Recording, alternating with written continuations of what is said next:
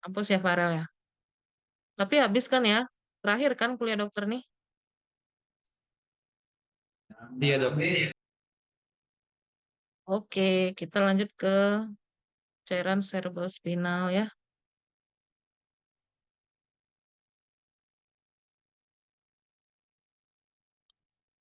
Jadi di sini dikatakan kita sebut aja ya cairan cerebrospinal atau CSF, cerebrospinal fluid ya, terus CSF. Jadi dia merupakan cairan yang mengelilingi otak kita dan juga sumsum tulang belakang ya.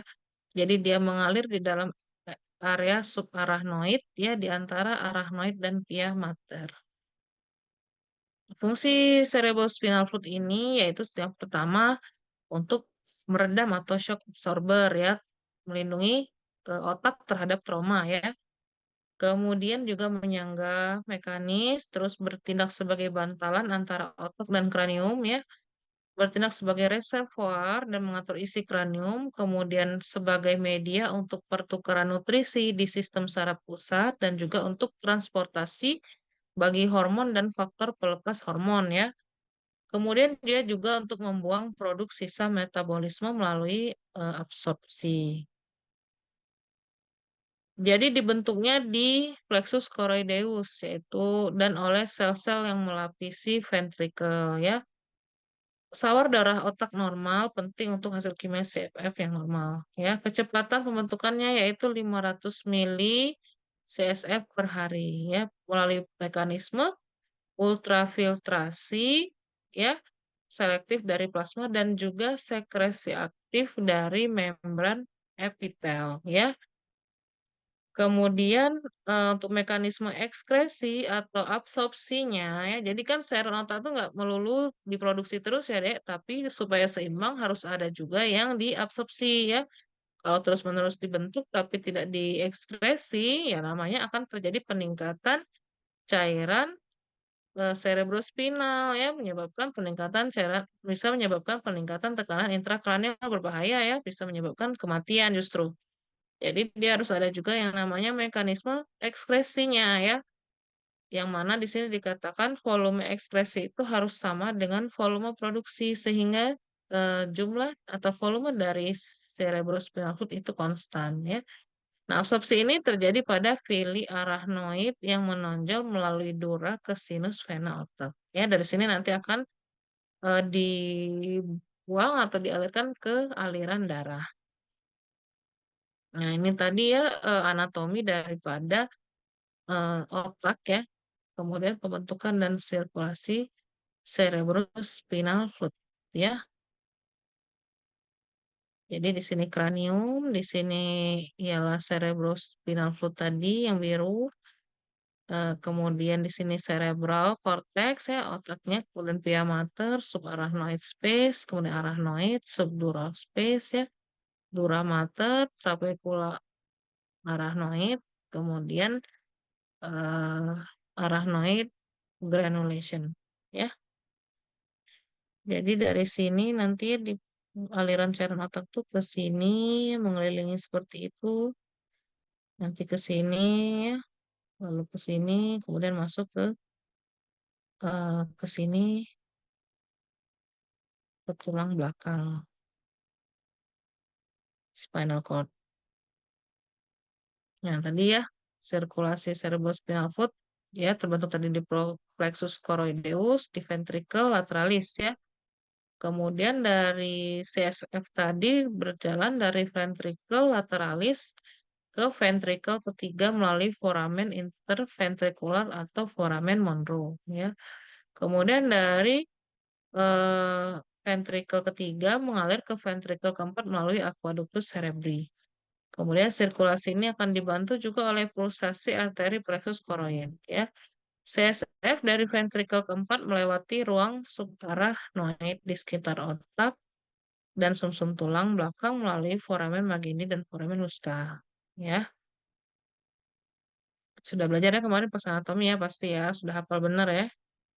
Kemudian CFF perlahan-lahan menggerakkan sistem cerebromedullary dan sistem ponti dan mengalir ke superior melalui interval di tentorium cerebelli untuk mencapai permukaan inferior cerebri ya. CFF bergerak melewati bagian atas aspek lateral setiap hemisfer cerebri. Ya, ini yang sirkulasinya tadi ya, yang ringkasnya tadi dari sini ya.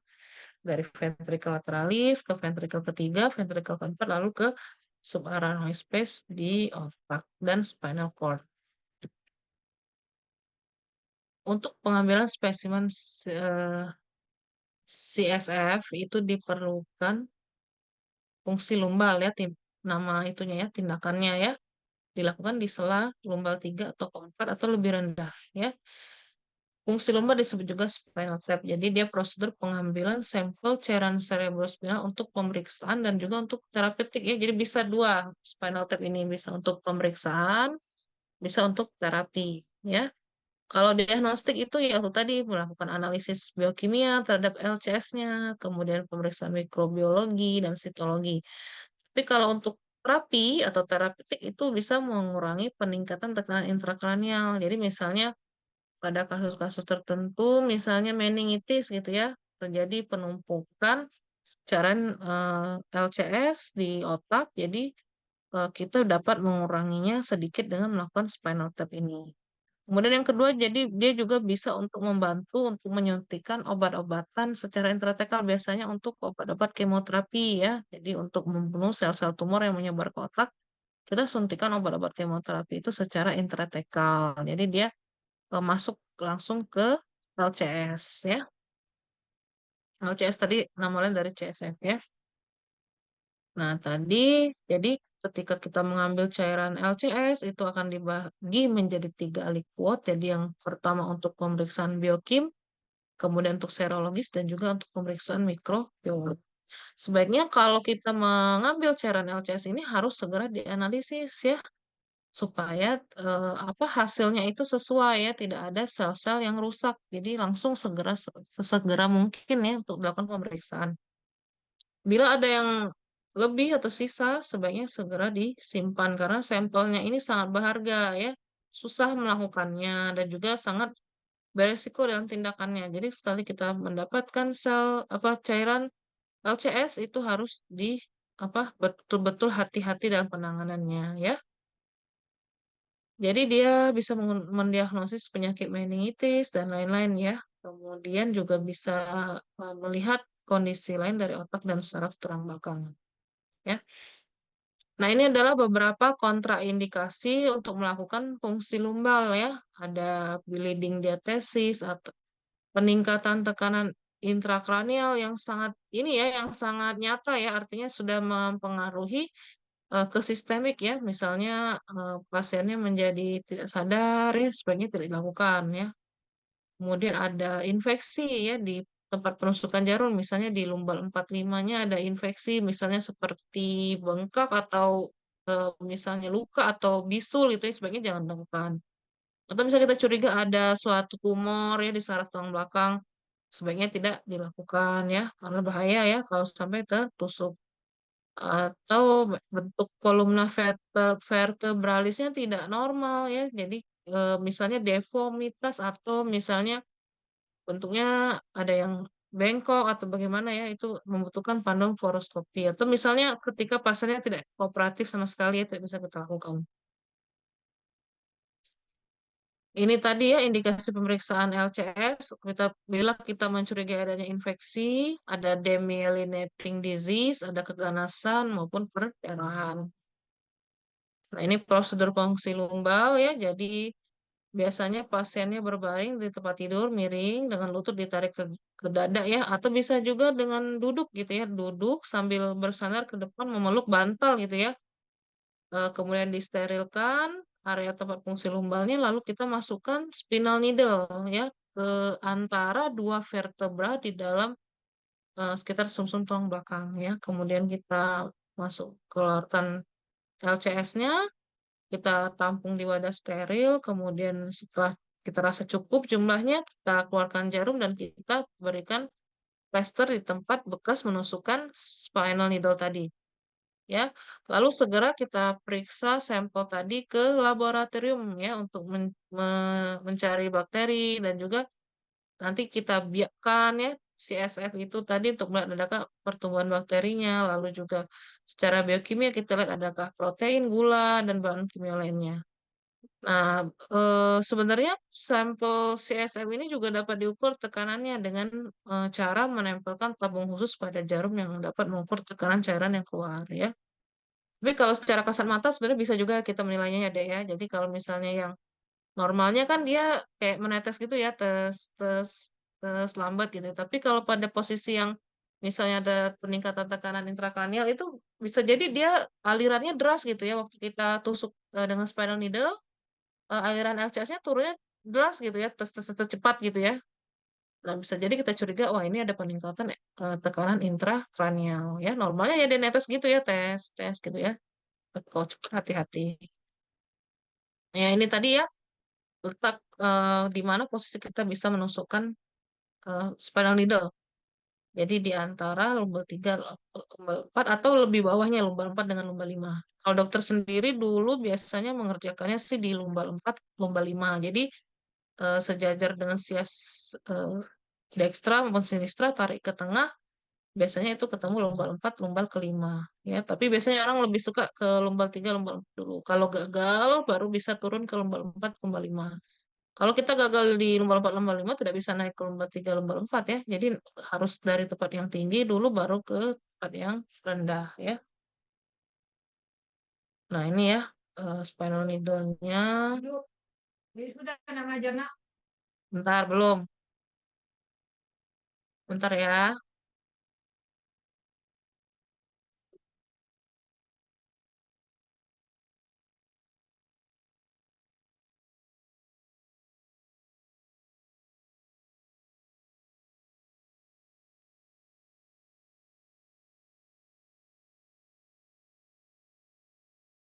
Ya, pada anak-anak biasanya kita lakukan bius ringan dulu ya, supaya anaknya kooperatif.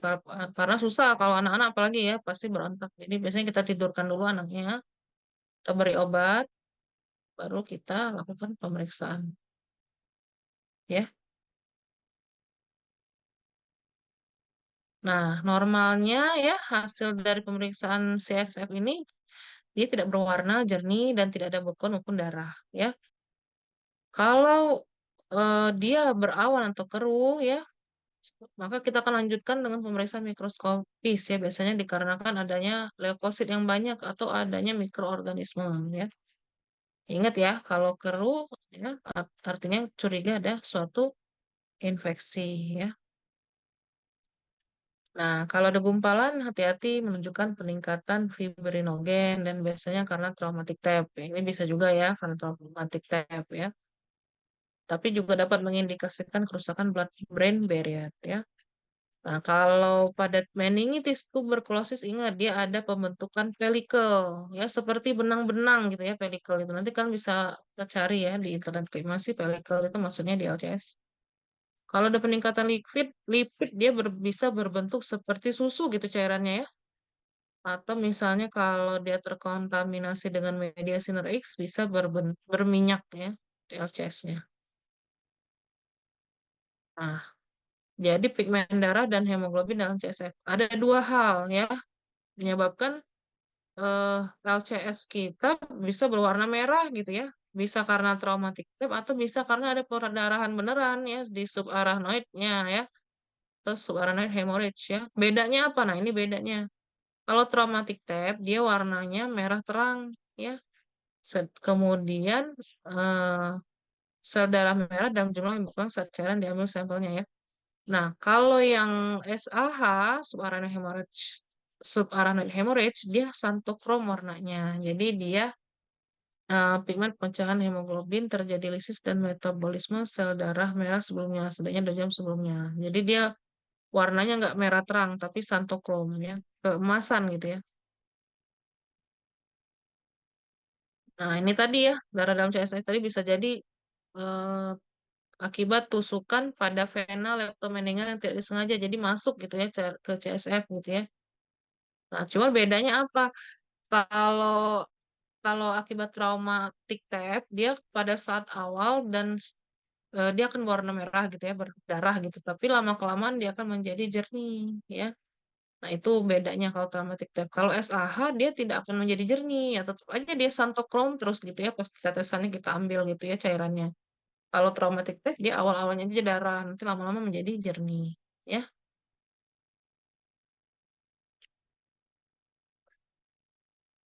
Nah, ini tadi ya, santokromnya atau blood color itu disebabkan oleh oksihemoglobin yang muncul dalam 4 hingga 6 jam dan bilirubin yang muncul dalam 2 hari ya.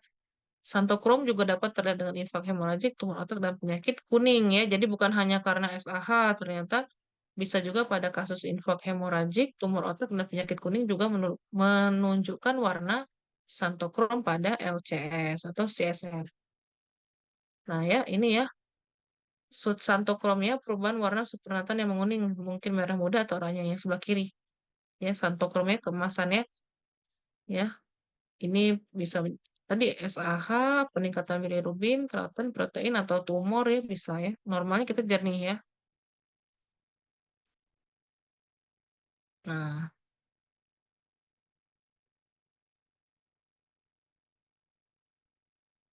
Nah, traumatic tape itu kerusakan pembuluh darah selama pengumpulan spesimen yang bisa terjadi ya.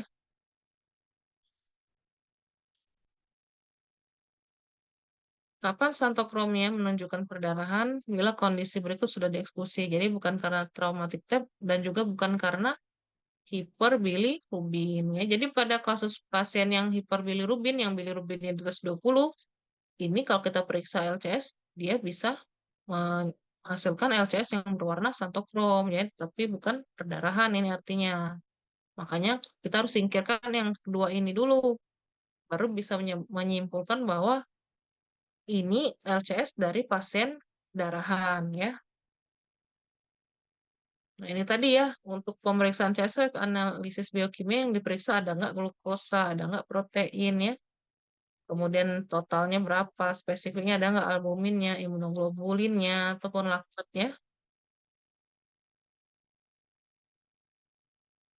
Nah, jadi di sini dikatakan kalau kadar glukosa itu dia sekitar 2/3 dari plasma. Jadi ya sekitar 50 sampai 80 miligram per desiliter. Jadi dia lebih rendah dari glukosa plasma ya. Misalnya glukosa plasma kalian tuh misalnya 100. Nah, dia nggak nyampe 100 kalau di CSF. Dia lebih rendah dari itu 2/3-nya ya. Makanya untuk kita menyocokkannya itu bagusnya sebelum kita lakukan lumbar fungsi, kita lakukan pemeriksaan sampel plasma dulu 2 sampai 4 jam sebelumnya ya. Nah, kalau pada hipoglikemia, otomatis konsentrasi glukosa CSF sangat rendah dong, ya karena dia 2/3 dari plasma kan. Jadi kalau glukosa plasma kita udah rendah, artinya kalau glukosa CSF akan lebih rendah lagi gitu ya. Nah, sedangkan kalau pada hiperglikemia juga akan terjadi peningkatan glukosa di CSF, ya.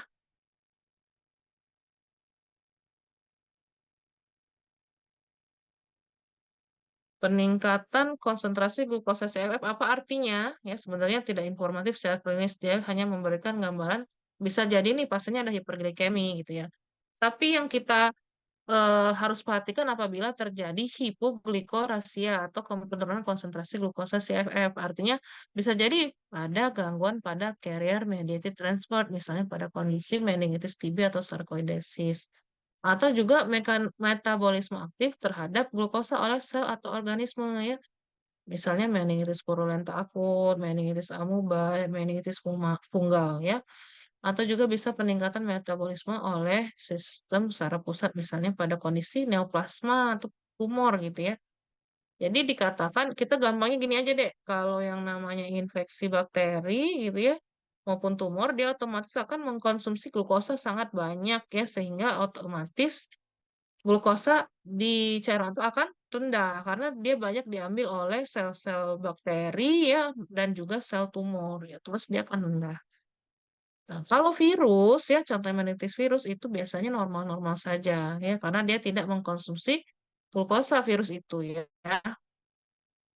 Jadi biasanya dia normal.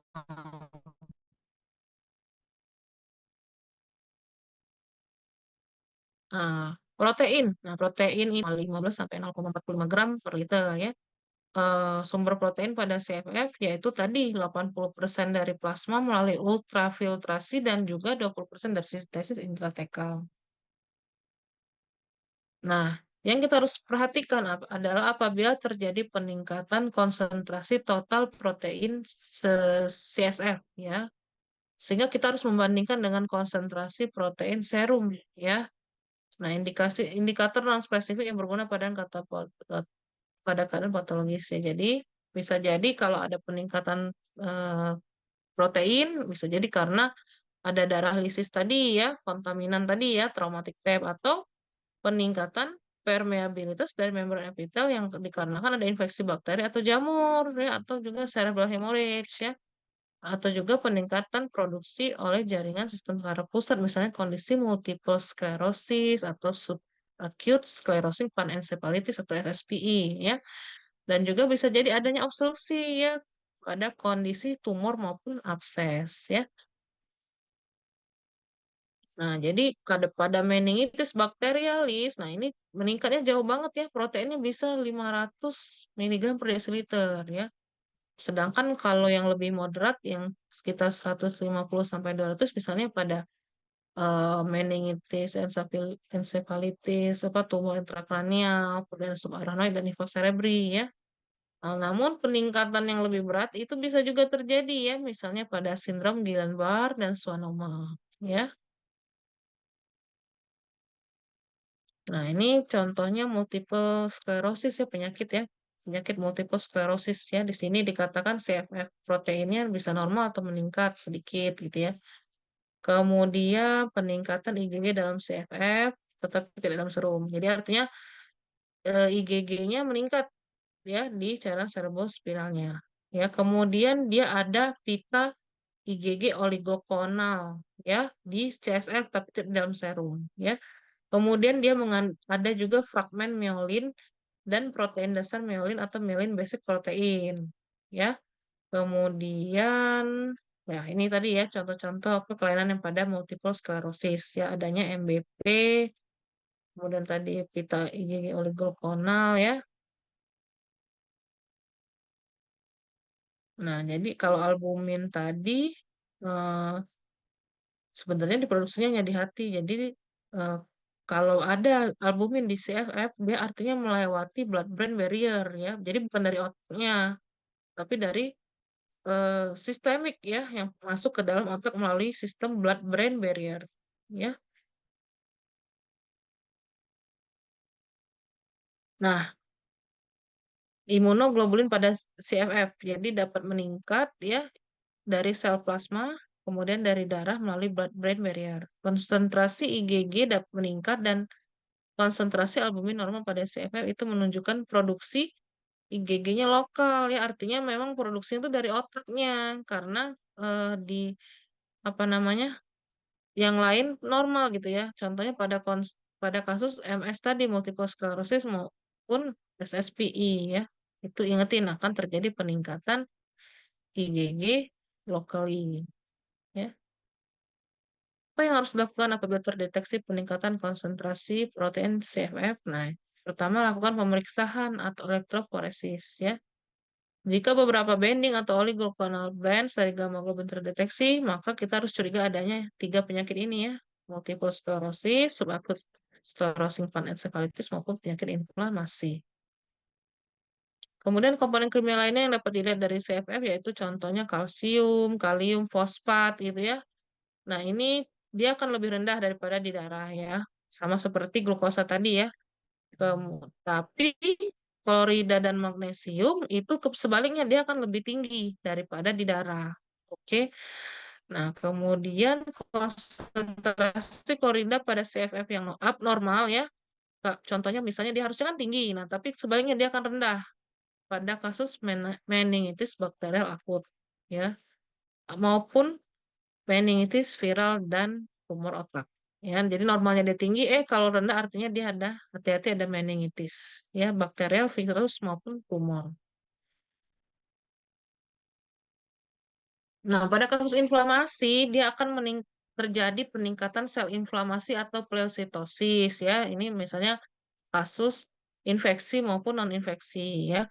Kalau pleositosisnya polimorfonuklear, ingetin ya, dia akan artinya menunjukkan adanya meningitis supuratif akut. Ya, sebaiknya ya sel mononuklear itu pada infeksi virus ya, contohnya meningoencephalitis, meningitis aseptik, sifilis, neuroborreliosis, menbak, meningitis tuberkulosis, sklerosis multiple, abses dan tumor otak. Ya, ini bedanya. Kalau yang meningitis supuratif akut, dia polimorfonuklear yang dominan ya. Nah, kalau sel tumor bagaimana ya? Nah, sel tumor menunjukkan penyebaran dari tumor otak primer atau metastase ke dalam ruang sel aranoid. Jadi bisa dua, memang karena ada tumor otak primer atau metastase ya, metastase ya. Penyebarannya paling umum adalah apa? Medulloblastoma. Ya, kita dapat melihatnya melalui pemeriksaan sitologi ya. Yang terlihat apa selain itu reaksi inflamasi mononuklear. Nah, ini ya komposisi normal dari cerebrospinal fluid ya. Jadi appearance-nya clear, colorless, ya tidak berwarna, jernih, limfositnya kurang dari 5, polimorfonya 0, pH 7,4, volumenya sekitar segini ya. Proteinnya 0,15 sampai 0,45 gram, glukosanya 50 sampai 80 miligram, kloretnya agak tinggi, 115 sampai 130, kalsiumnya 1 sampai 1,4, fosforus, magnesium, potasium, dan lain-lainnya. Ya. Nah, ini kalau kondisi patologis dari CFF ini ya, ini ringkasannya deh ya, kalian biar gampang ya melihatnya. Ini yang terbanyak itu misalnya bakteri meningitis bacterialis, ini meningitis tuberculosis, meningitis viral. Jadi kalau contohnya bacanya misalnya kalau dari fisiknya biasanya keruh ya kalau menbak, kalau TB dia ada fibrin web atau pelikel tadi. Kalau meningitis viral dia biasanya jernih ya. Begitu juga sel predominan. Kalau menbak itu polimorfonuklear. Kalau men2B mononuklear. Kalau viral juga mononuklear. Ini sel count-nya ya, otomatis yang menbak sangat tinggi gitu ya. Kemudian ini bak smear-nya ya, positif smear pada culture ya. Nah, ini tadi ya kalau pada menbak dia proteinnya meningkat ya, glukosanya turun banget ya, ORAC-nya juga turun ya. Kalau TB gimana? Proteinnya normal ya, atau meningkat sedikit gitu ya. Glukosanya turun ya, turun juga ya. ORAC-nya turun ya. Tapi kalau virus tidak ya, dia proteinnya normal, glukosanya juga normal atau turun sedikit ya, ORAC-nya normal. Nah, ini otorinore, hati-hati kebocoran cerebrospinal dari telinga, otore, kalau udah ke dalam hidung, rinore. Oke, selesai, adik-adik. Sebenarnya ada satu lagi ya, tapi nanti dokter bagiin aja lah, karena nanti udah mau ini ya, sholat Jumat ya. Yang cairan limfe nanti boleh dibaca sendiri ya. Ini banyak banget nih. Ada yang sekali tiga ya, zoomnya ya. Ini nih, Metia ya, Metia bertiga ya. Ada Sela Nadira ya Allah. Ada pertanyaan nggak nih, Dek? Keisha sama siapa tuh? Rahmi ya? Iya dok. Iya dok. Ah, Hamzah sama Arya. Nyimak nggak nih apa kalian ngobrol ya? Pokoknya nanti sukses ya belajar ya. Kalau nanti perlu bahannya nanti perwakilannya hubungin dokter ya. Tapi ini sama kok bahannya sama tahun lalu. Oke, kalau nggak ada pertanyaan dokter tutup. Terima kasih kuliahnya. Mungkin ini yang terakhir ya kuliah kita ya. Selamat mempersiapkan diri untuk ujian ya. Mohon maaf kalau dokter nggak bisa kuliah offline karena dokter lagi nggak enak badan ya dari seminggu ini.